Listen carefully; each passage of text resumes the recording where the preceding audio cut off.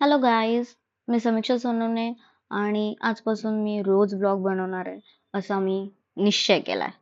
पण मला माहित नाही ते पॉसिबल होईल का नाही, पण हो, निश्चय केलाय म्हणजे आपण त्याला 100% पार करणार. सो इथं तुम्ही बघू शकता की मी घरातले कामं आवरते बिकॉज मी माझ्या अतिशहाणपणामुळे 1 वर्ष अगोदर जॉबला ब्रेक घेतला आणि आता मला जॉब मिळत नाहीये. सो मी सध्या तरी फक्त घरच सांभाळतेय. घर सांभाळते म्हणजे काय, की जेवण 2 टाइम जेवण बनवायचं, आराम करायचा आणि सगळ्यात आणि महत्त्वाचं काम म्हणजे जॉब सर्च करायचं. सो इथे तुम्ही बघू शकता, की मी दिवा वगैरे तर देवपूजा तर मी केलेली आहे आणि इथे मी सकाळी माझ्यासाठी स्वतःसाठी असा ब्रेकफास्ट बनवतेय, तो म्हणजे उपमा, जो ऑलमोस्ट रेडी झालेला आहे. तुम्ही इथे बघू शकता, की ही शेवटची स्टेप आहे, की जिथे मी मीठ टाकते.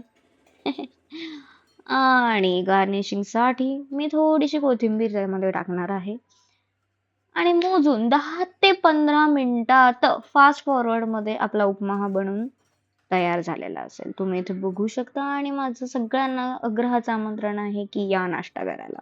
तो नाश्ता झाल्यानंतर मी विचार केला आणि फार मनाची तयारी केली की चला आता आपण अभ्यासाला बसूयात. अभ्यास करणं आणि ते करायला बसणं याच्यासाठी फार मोठी मनाची तयारी करावी लागते मला. सो तरीही मी मनाची तयारी करून आज इथे बसलेलेच आहे आणि त्यानंतर मी थोडाफार जॉबही सर्च केला, पण माहित नाही जॉब भेटेल का नाही. सो ते करता करता मला संध्याकाळचे 5:30 झाले. सो म्हटलं की चला आता घर आवरूयात, जरा झाडू वगैरे मारूयात. सो इथे मी झाडू मारते. माझं घर तसं बघाल तर फार मोठं आहे असं म्हणू शकता. 2 BHK आहे. सो त्याच्यामुळे एकटीने एवढं सगळं करणं म्हणजे फारच कंटाळा येतो. तरी मी प्रयत्न करते.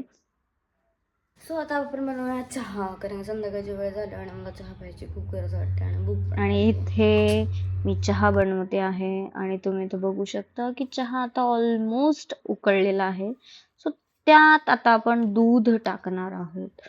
पण खरं म्हणायला गेलं तर मला दूध फार कमी लागतं, पण आज चुकून मी कपमध्ये जास्त काढलं सो म्हणून मी तेवढंच्या तेवढं टाकलं. सो चला, सगळ्यांनी चहा प्यायला या माझ्यासोबत. असं मी तुम्हाला म्हणेन, पण तुम्ही येऊ नाही शकणार. I know. सो चला, मी हा चहा पिते आणि आपण पुन्हा उद्या भेटूया. ह्याच वेळी ह्याच ठिकाणी. बाय.